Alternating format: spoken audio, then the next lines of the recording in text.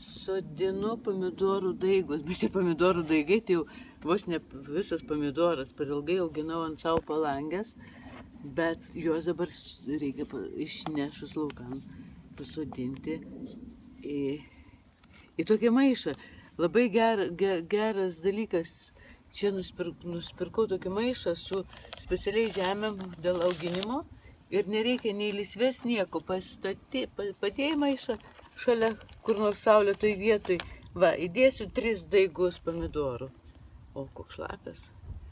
Daigai, čia visai ne daigai, čia pomidorai tikrai.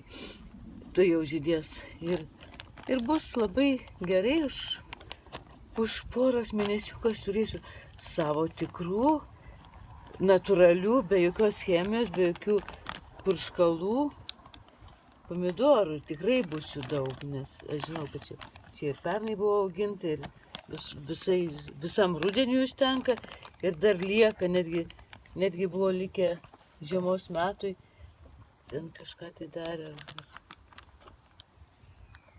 Nu va, mano paskutinis daigas pasodintas, kaip atrodo, kokios rankos, visai greitas ir geras darbelis, ir labai geras dalykas turėti savų pomidorų, kuriuos aš labai myliu. Čia yra tomato Ailsa Craig. Dideli pomidorai bus, didžiuliai. Šitas yra šitas. Dėsim čia. Kitas pomidoras yra kekinis, kaip vynuoginis, bet čia aš manau yra didesnis. Gardener's Delight. Čia bus toks kekinis, čia bus daug pomidorų.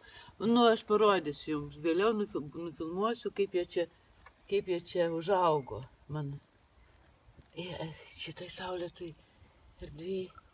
Ar jį palaistyti, ne, biškį? Op. Tas buvo labai šlapias ir taip. Ir gerai? Kur?